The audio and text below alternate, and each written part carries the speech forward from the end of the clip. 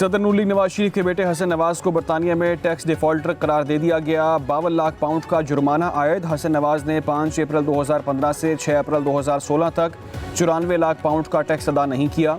दिवालिया होने के बावजूद हसन नवाज पर आयद जुर्माने की वसूली का इम्कान मौजूद है। बरतानवी कवानीन के तहत टैक्स चोरी के जुर्माने दिवालिया होने पर भी मुआफ नहीं होते।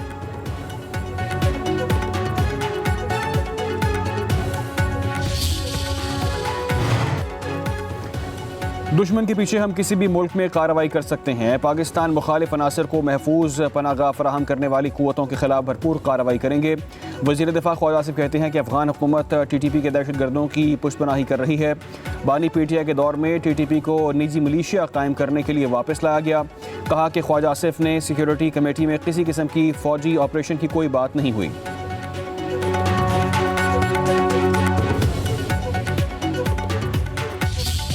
सबको तो एक पेज पे होना होगा और पाकिस्तान तहरीक इंसाफ का तो पहले से मौके पे कि जब दहशतगर्दी की बात आ जाती है तो पूरे कौम को एक पेज पे होना चाहिए। दहशतगर्दी में कोई सियासत नहीं होनी चाहिए। शिरकत न करने का फैसला ये भी पार्टी का फैसला था और एक असूली मौके पर कि इतने बड़े लीडर को आप बाहर न रखें। पार्टी ने इजाजत दी थी। अली अमीन गंडापुर साहब बैठे थे, उन्होंने अपना मौके बयान किया।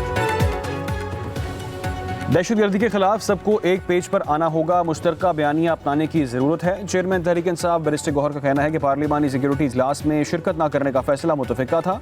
अली अमीन गंडापुर ने बतौर वज़ीर आला KP के शिरकत की है। जुनैद अकबर ने कहा कि सिक्योरिटी इजलास में शरीक न होने का कोई दुख नहीं है। जब हुकूमत का अपना मकसद होता है तो सुबह 7 बजे भी जेल के दरवाजे खोल दिए जाते हैं। 17 सीटों वाली हुकूमत की कोई अहमियत नहीं है। हुकूमत संजीदा है तो एक कदम आगे बढ़े, हम 2 बढ़ेंगे। बैरिस्टर साहब बोले, कौमी सलामती का इजलास बुलाने वाले बताएं कि नवाज शरीफ ने बॉयकॉट क्यों किया।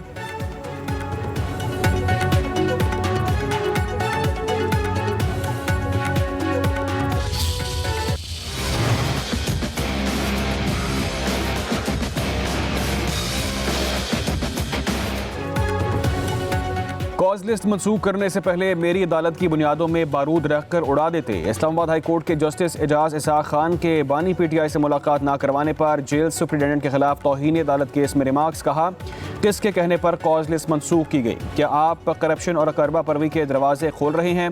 ये इंसाफ की अदालत को गुमराह करने के भी मुतरादिफ है। आप एक चीज़ को अना का मसला बनाकर जो कुछ कर रहे हैं वो हाई कोर्ट के बखी उधेड़ देगा। रियासत ने अगर फैसला कर लिया है कि उन्होंने अना की जंग जीतनी है तो मेरा यहाँ बैठने का कोई फ़ायदा नहीं। अगर बड़े साहब की मर्ज़ी कहीं और है तो वो कहें कि मैं केस अपने पास ले लूँ। इससे बड़ी हमाकत नहीं कि कानून की अमलदारी के बगैर मईशत तरक्की करे। ये मेरी ज़ात का या मेरे इख्तियारात का मसला नहीं बल्कि ये मामला हाई कोर्ट की तौकीर का है। क्या इस तरह आवाम का निज़ाम इंसाफ पर यकीन रहेगा?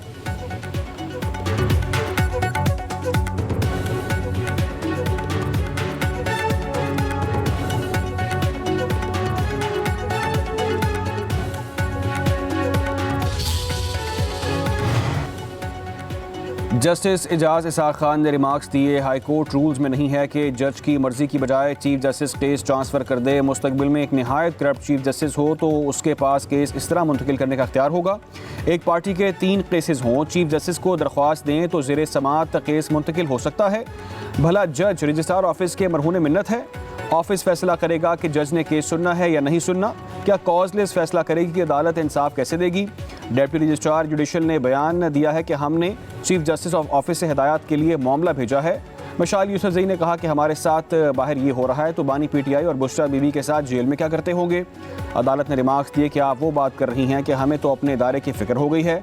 गाइडेड मिसाइल आपकी तरफ जा रहा था, वो अब हमारी तरफ आ रहा है।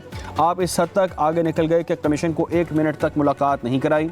अवाम जब ये देखेंगे तो कहेंगे कि ताकत और लोगों के खिलाफ केस होगा तो जज बेबस हैं। सिर्फ चीफ जस्टिस केस सुनेगा। हाई कोर्ट के जज अदलिया की आज़ादी पर इस तजावुज़ को बर्दाश्त नहीं करेंगे। जस्टिस एजाज इसाक खान का डेप्यूटी रजिस्ट्रार जुडिशल को तहरीरी जवाब जमा करवाने का हुक्म।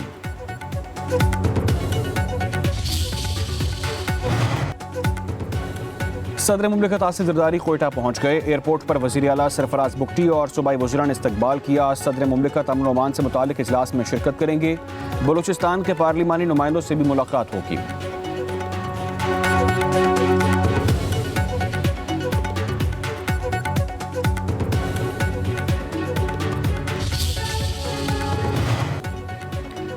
वज़ीर-ए-आज़म शहबाज शरीफ 4 रोज़ा दौरे पर सऊदी अरब रवाना। नायब वज़ीर-ए-आज़म इसहाक डार वफाकी वज़रा भी हमरा। तर्जुमान दफ्तर खारिजा के मुताबिक वज़ीर-ए-आज़म शहबाज शरीफ की सऊदी वली-अहद मोहम्मद बिन सलमान से मुलाकात होगी।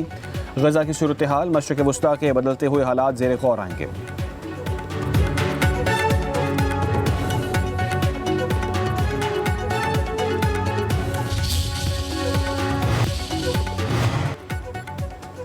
सोशल मीडिया पर मनफी प्रोपेगेंडा मामले पर अलीमा खान JRT के सामने पेश। तहकीकाती कमेटी की अलीमा खान से 2 घंटे तक पूछकर बानी PTI के सोशल मीडिया अकाउंट्स बारे पूछा। नहीं मालूम सोशल मीडिया अकाउंट्स कहां से ऑपरेट होते हैं।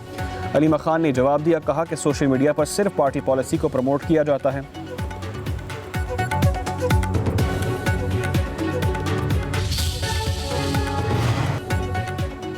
डिजिटल लर्निंग के दौर में तरक्की टेक्नोलॉजी और जदीद तालीम से मशरूत है। वज़ीर आला मरीम नवाज का डिजिटल लर्निंग डे पर पैगाम, कहा कि पंजाब के नौजवानों को जदीद दुनिया के तकाज़ों से हम आहंग करने के लिए हम मुमकिन मौक़े फराहम कर रहे हैं। CM लैपटॉप स्कीम सूबे के तलबा के लिए एक इनकलाबी कदम साबित होगा। जदीद टेक्नोलॉजी से रवायती तालीम को ज़्यादा मौसर और दिलचस्प बनाया जा रहा है। लाहौर में पाकिस्तान के पहला मुनफरिद नवाज शरीफ IT सिटी बना रहे हैं। डिजिटलाइजेशन से नौजवानों को खुद मुख्तारी, तरक्की और कामयाबी की राह पर गामजन कर रहे हैं।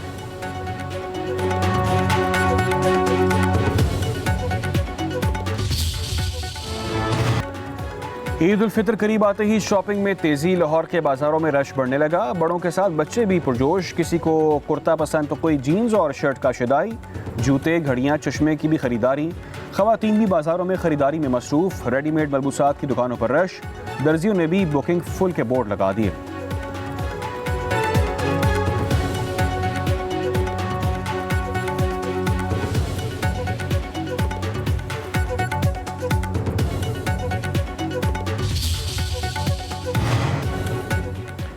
और वफाकी हुकूमत ने ईद उल फितर की तातीलात का ऐलान कर दिया। तातीलात पीर 31 मार्च से बुध 2 अप्रैल तक होंगी।